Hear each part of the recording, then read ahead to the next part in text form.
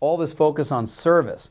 And service is traditionally the domain of retail, hospitality, food and beverage, recreation. But what we're finding is that a large number of very large organizations are working with us who come from completely different industries. So let me talk about that a little bit. For example, in the area of IT, from a B2C, business to consumer standpoint, it's really no longer just about the software.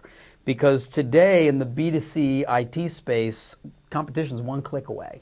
So then why should somebody stay with your particular version of software, your brand over time?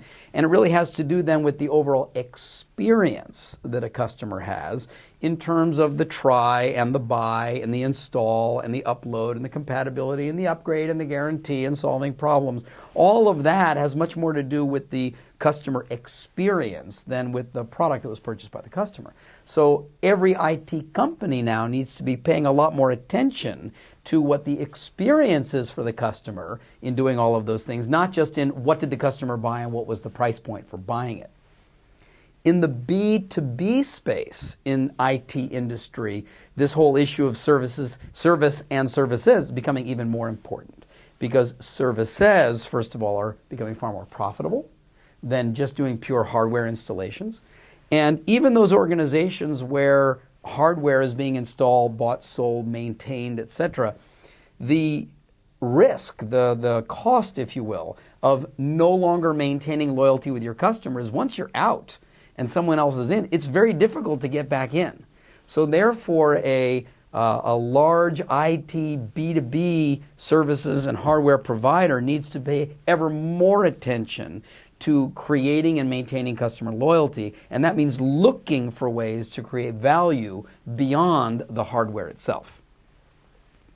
This B2B space goes very naturally into manufacturing, it's in engineering, it's in logistics, and in every one of these areas we now have very substantial and global client organizations working with us who've discovered that their success will not only be tied to their relationship with their own customer, business customer organization, but right through them, if you will, to the customer's customer. And that means then that the people inside of an organization, even hardcore manufacturing B2B, need to be so sensitive to what does that other company value? Well, what they value is what's going to be valuable to their customer. So now our relationship with you needs to be looked at in the context of how do we help make you more successful so that your success is able to provide more success to your customers. This is the essence of a superior service-oriented culture, where everybody in the organization is looking at how can we help another person be more successful? How can we work as a team with them to create more value? Finally, if we look at some of the other common industries that people would understand, financial services, for example, clearly profitability comes from share of wallet. Well, share of wallet, in other words, a customer having more of their accounts or more of their policies with one organization, is dependent upon what was the customer's experience with the accounts that they already have. Somebody opens one policy and from that makes the decision whether or not to open another and another, and then eventually to close accounts at other organizations and bring all of those assets to you, which of course is what you want. But the way you get it is by earning it. And you earn it partly based upon the design of your product and your pricing, but even more based on the experience your customer has with all of the existing policies and accounts that they have now. Medical services is a very interesting field. It's difficult for a hospital or a doctor to say to the customer, look forward to seeing you again, because you don't want to be seen again. But it's the word of mouth that each of those patients or relatives of a patient might provide that can lead to other people's decisions about where they're going to go to for medical care. So even in that context, it's not only about the health or recovery of the customer, in this case the patient, but the experience that everyone has.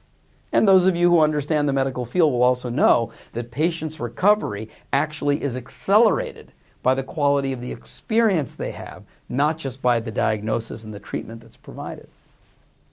And the final one I'd like to talk about here is government. Because for governments, most of us are what you would call a captive customer. You don't really have a choice which government agency you go to. If you live in a certain country or you do business in a certain area, that's the government agency you need to work with. But the service quality, the experience that's provided by a government organization to the citizenry, to the population, to the business community, for example, that will often have a very big impact on the citizens or the business community's willingness to embrace new government policy, their ease of implementing new government policy, and their willingness to support that government when the time comes for the next election. So building a superior service culture, it's not just hospitality, food and beverage, retail. Those are important industries for superior service. But so is every other industry. So is yours.